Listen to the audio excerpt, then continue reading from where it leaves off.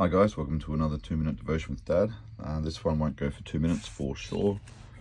There's so much in this chapter. In the next few chapters I'm going to have to break it up, but there's so many thoughts in my head I just need to start talking. So Jesus is here, mentions the temple and starts saying one won't be left on top of the other, one stone. Then the disciples come to him private and saying, when will these happen? And then he goes on to this massive talk about his return. And the content here obviously is about the signs of the times, and there's a lot of talk about this in the world and in the church life. But the take-home message for all of this, I believe, is found at the end of the chapter. Because Jesus' heart is for none to be left behind. And so from here, so you too must keep watch, for you do not know what day your Lord is coming. And this is crucial. We all need to be ready for his return, regardless of all of this stuff. Like, all of this is just headlines, that are going to happen in the world. It's going to happen. It doesn't matter how. We can argue till the cows come home how it's going to happen, but it won't change how God's plan will play out. And so to debate about all of this stuff, what it will look like, is futile, really. Because right here it says, when the Son of Man returns, it will be like in Noah's day. In those days before the flood, people were enjoying banquets and parties and weddings right up to the time when Noah entered his boat. People didn't realize what was going to happen until the flood came and swept them all away.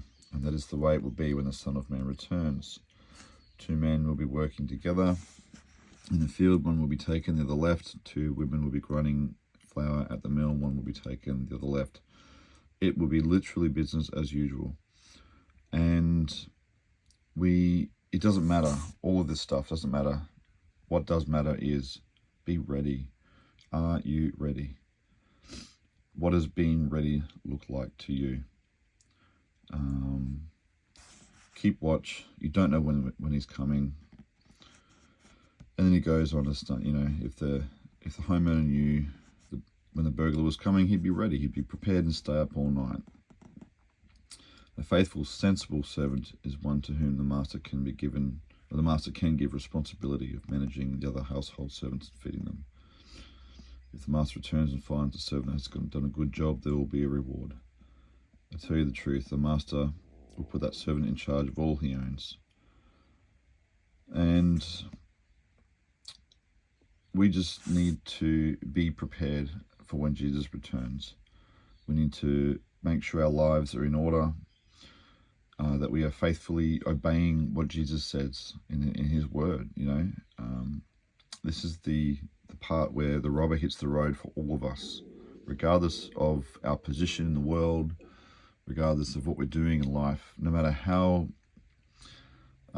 pathetic we feel about ourselves, about what we're doing compared to other people. It doesn't matter. All of this stuff is irrelevant, because Jesus' return is going to be about your relationship with him and what you did with his gospel, to firstly get your life in order and be the kind of disciple that he wants, as in one who's obedient. And secondly, what we've done with helping other people hear the gospel and the Great Commission, which is obviously coming up in Matthew 28. Nothing else matters in this life. Are you ready? My prayer is that you will be. Not just my kids. This whole series is for my family. But anyone else who may be listening, are you ready? What is your status with God? And this, I cannot say it any more bluntly than this. If you're not ready, you don't want to be around for what happens next, which is on the next page on this Bible, but I'll do it in a different one.